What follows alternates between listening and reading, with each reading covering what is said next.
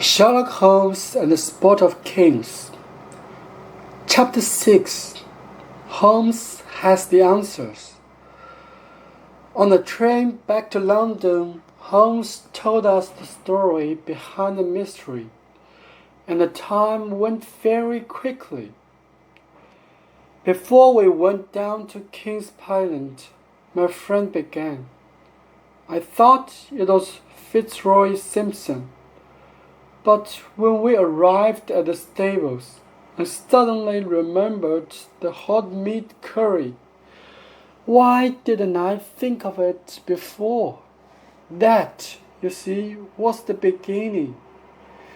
The meat curry, said Mr. Ross, thinking about it. How did the meat curry help you? Do you know the taste of opium? Holmes said, No. Well, it's not a very strong taste, but it's there. You can taste it in most foods, but not in curry. Curry has a very strong taste, stronger than opium.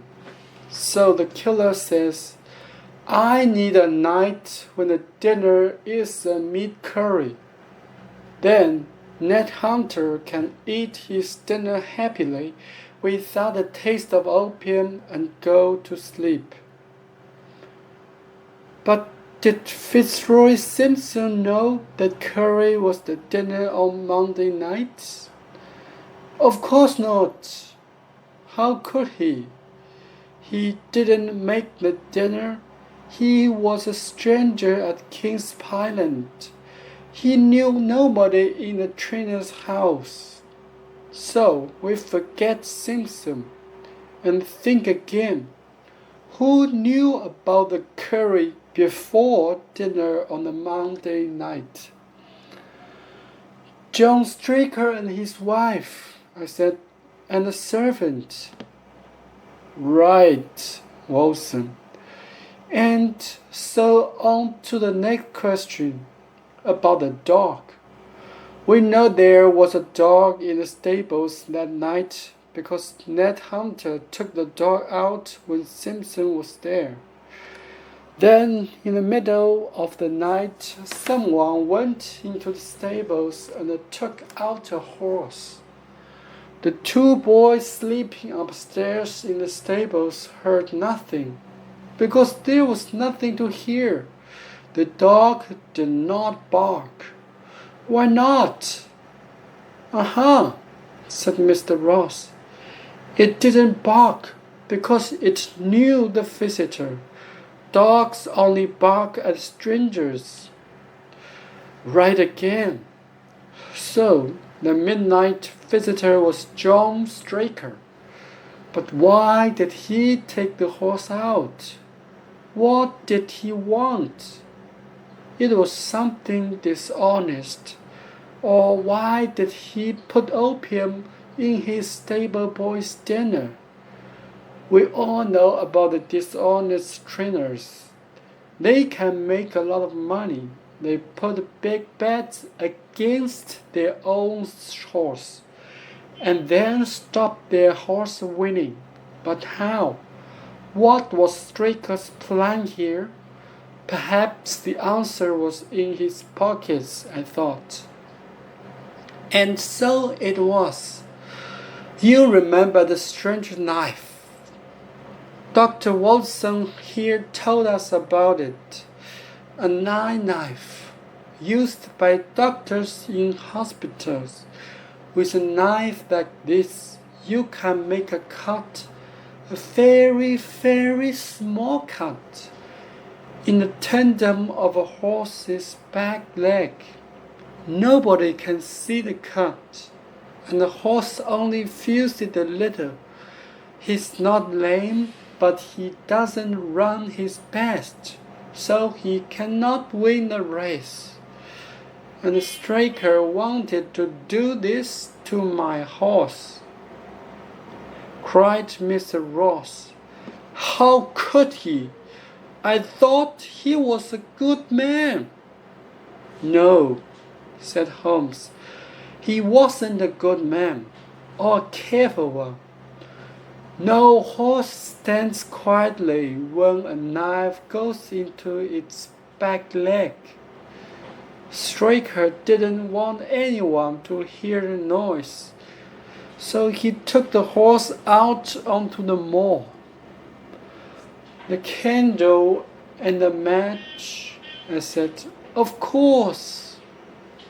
That's right, Holmes said, and I learned more than Straker's pockets too.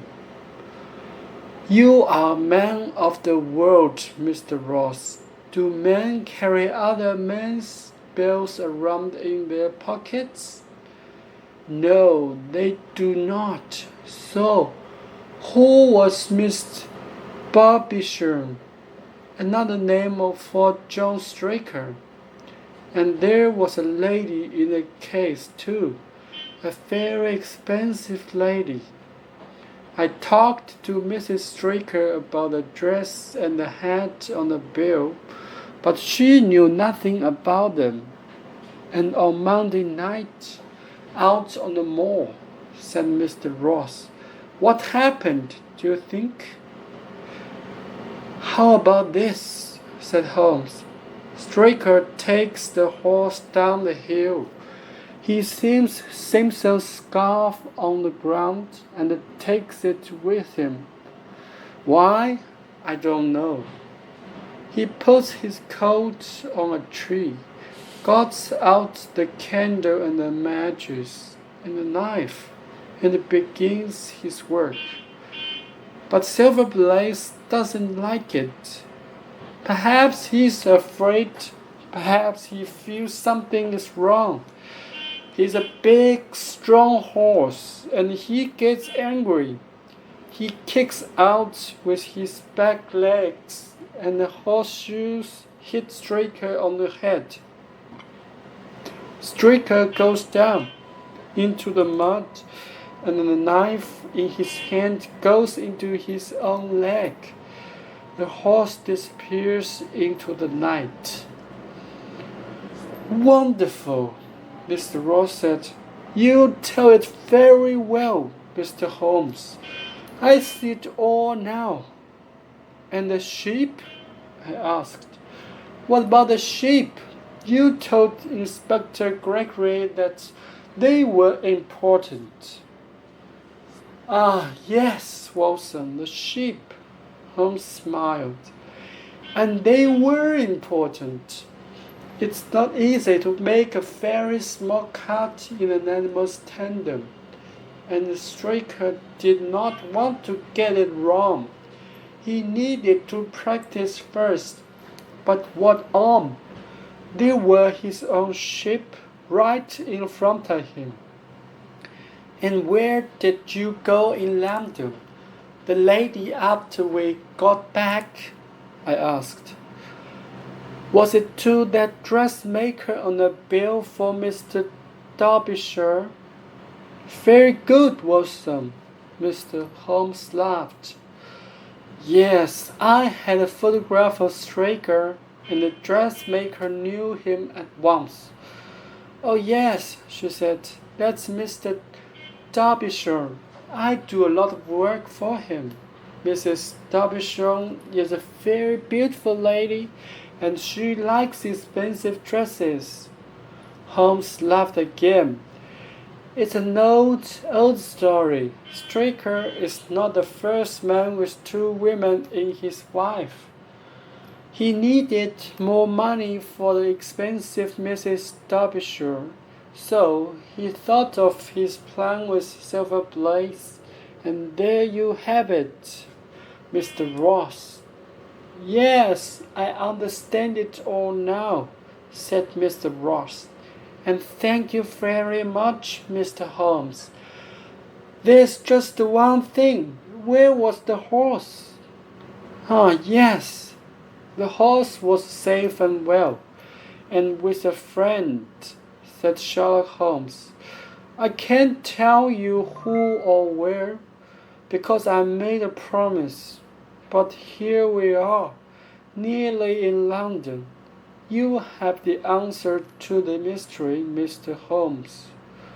You are the winner of the Wessex Cup and owner of the fastest racehorse in the south of England. What more do you need?